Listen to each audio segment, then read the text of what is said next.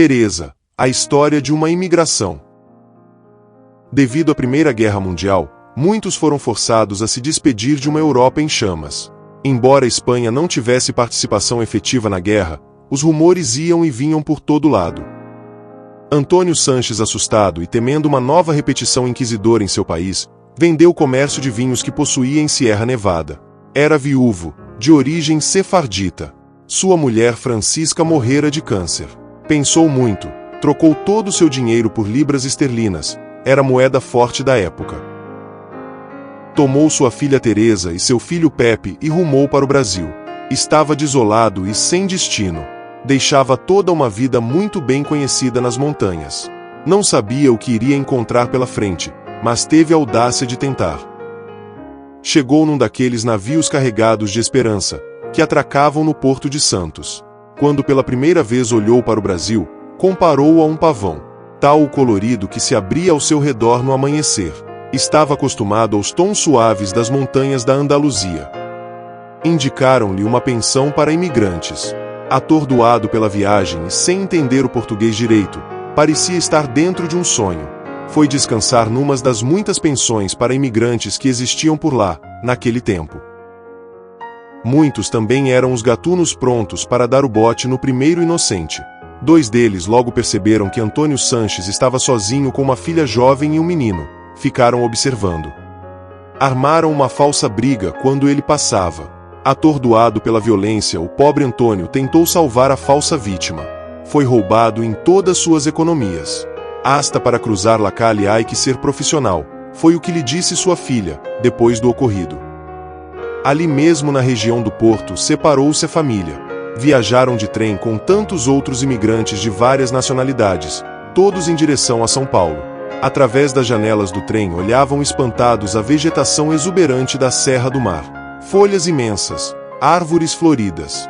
Não podiam acreditar em tanta beleza. Haviam visto muitas flores, mas em arbustos pequenos. Tudo era claro, tudo muito verde. E o mar foi ficando para trás, o céu casando com as montanhas ao longe e a Espanha perdida para sempre. Teresa nunca perdoou o pai por ser tão ingênuo numa terra estranha. Por sua ingenuidade pagaram caro.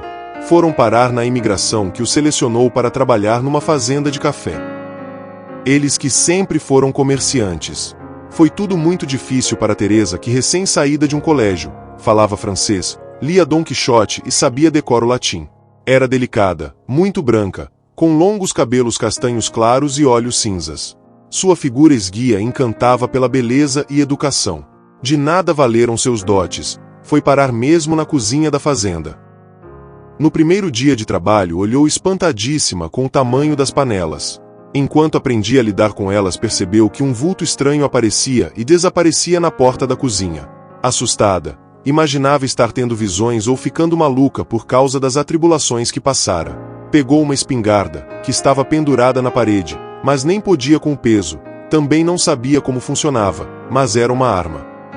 De repente o vulto pulou na sua frente dando uma gargalhada. Teresa soltou um grito e derrubou a espingarda. O vulto era um negro que logo ajudou a recompor-se. Ele ajudava nos serviços gerais da casa. Teresa nunca tinha visto um africano em toda sua vida. Seu coração batia mais que os tambores da África. Aos poucos foram se entendendo entre as panelas e o fogo. Um equilíbrio necessário para a sobrevivência de ambos. Uma vez ou outra Teresa flagrava o negro observando-a completamente hipnotizado. Um arrepio de frio percorria sua espinha. Certa noite, sob a luz fraca de uma lamparina, Teresa lia os jornais para os outros empregados, quando foi surpreendida pelo patrão. Furioso, o homem tomou-lhe o jornal das mãos e mandou que todos fossem dormir, pois os pagava para trabalhar e não ler jornais. Grande desgraça de Teresa, o fazendeiro era analfabeto, contou-lhe o negro. Jamais perdoaria uma empregada sua ser letrada. E começou a persegui-la. A inteligência sempre assustou o poder em todos os tempos. O negro avisou-a que o homem não era de brincadeira. Ele mesmo já tinha visto muita coisa feia durante sua vida naquele lugar. Com medo, Teresa chamou seu pai e expôs a situação.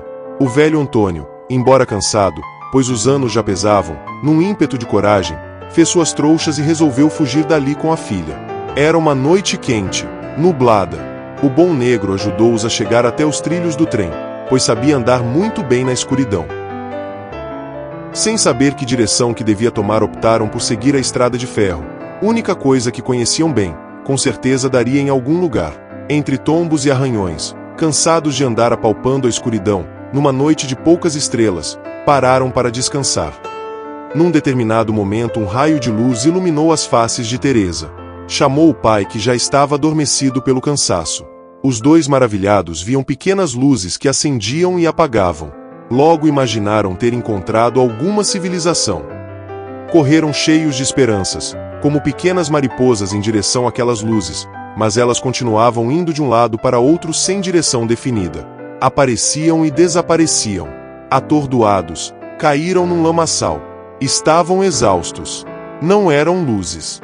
Eram umas das nossas pequenas maravilhas da natureza, os pirilampos. Eles não conheciam, nunca tinham visto tal coisa nas montanhas de Sierra Nevada. Voltaram a caminhar pelos trilhos de ferro, pois de natureza tropical pouco entendiam, cansados, desiludidos. Enquanto caminhava, Teresa via passar pela sua memória imagens e paisagens da sua infância nos campos altos da Andaluzia. Via-se atirando flocos de neve nas cabritas, podia ver a Espanha do alto, e conseguia ver tão longe. Quantas vezes, deitada na relva, imaginara-se viajando para além daquele horizonte na estrada do arco-íris para encontrar um pote de ouro, como dizia a lenda. Agora que descera para o chão, não sabia por onde começar, onde estaria seu tesouro. Apesar de extenuados, continuavam caminhando até a aurora despontar, vermelha e clara, num Brasil desconhecido. Avistaram ao longe algumas casas. Ao aproximarem-se, viram com grande alívio a estação de trens. Sem dinheiro, sem provisões, tantas coisas passavam pela mente, às vezes como um sonho, às vezes como um pesadelo sem fim. E a primeira humilhação da lei de sobrevivência, precisar pedir, seja lá o que for, comida, favores. Quase mais nada restava de pertences, a não ser um livro de orações, presente de uma freira, e um cordão de ouro que fora de sua mãe e que possuía o escudo de Davi. Entraram num armazém. Tropeçando nas palavras, Antônio Sanches expôs a situação. Ao ver ouro, poucas palavras são necessárias. Lá ficou o último recuerdo de toda uma geração. O homem deu-lhes uma quantia em dinheiro, muito abaixo do valor real. Foram até a estação, compraram os 2 bilhetes até onde o dinheiro dava. O que mais queriam era sumir daquele lugar. A fome apertava. Repartiram um único pedaço de broa e 2 ovos cozidos que Teresa sabiamente colocara no embornal. Quando ouviu o apito do trem, ela sentiu um certo alívio no coração, mas ainda não sabia em que direção iriam. Apenas entraram no vagão e finalmente se sentaram. Embora os bancos fossem de madeira dura, naquele momento tornaram-se uma bênção. Sentada perto da janela, ela via as imensas plantações de café, passando, monótonas, atordoantes. O balanço do trem e o cansaço fizeram-na adormecer profundamente por horas. Só acordou com os chamados insistentes do seu pai sacudindo-a. Tinham chegado ao fim da linha. Os bilhetes de passagem terminaram ali. Era a estação de Ferraz e Salles, em Ribeirão Bonito, onde os Agnelli possuíam o armazém.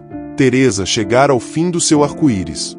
Dona Justina, ao ver aquela moça delicada, com roupas sujas de lama e com um olhar firme de dignidade, tomou-se de compaixão. Ela, que espantava os bêbados com porrete, tinha um coração de manteiga. Antônio Sanches e sua filha tentavam explicar a situação num portunhol atrapalhado para uma família de italianos, que pouco entendiam do português. Os fatos falam mais que as palavras. Acabaram se entendendo com a linguagem do coração. Justina, como o próprio nome dizia, era justa. Deu roupas limpas a Teresa. Ela alimentou-os como toda boa mama italiana e deu-lhes abrigo. Apesar de ainda estarem desconfiados, os dois aceitaram a oferta. Eles estavam sempre alertas, como todo sefardita, cada coisa à sua hora. O filho de Justina, Antônio Agnelli, já moço, não conseguia tirar os olhos da linda espanhola, que resistia bravamente aos impulsos conquistadores dele. Teresa aprendeu português, italiano e a complicada contabilidade brasileira ao mesmo tempo. Vendo que a moça era de princípios fortes, muito diferente de suas conquistas anteriores, resolveu casar-se com ela. Os pais dele logo aprovaram a escolha, mesmo porque Teresa era ótima para ajudar nas contas do armazém. Casaram-se sem muita pompa na cidade de Ribeirão Bonito, no dia 25 de abril de 1912. A nossa história não chega ao fim. Esse conteúdo faz parte de um acervo histórico do Blog Dourado com a descrição do livro Os Carneiros e a Estrela de Kate Agnelli, que nos traz uma narração rica em detalhes sobre a imigração da família Agnelli na cidade de Dourado, interior do estado de São Paulo. Mais informações, vejam também na descrição do vídeo e no Blog Dourado.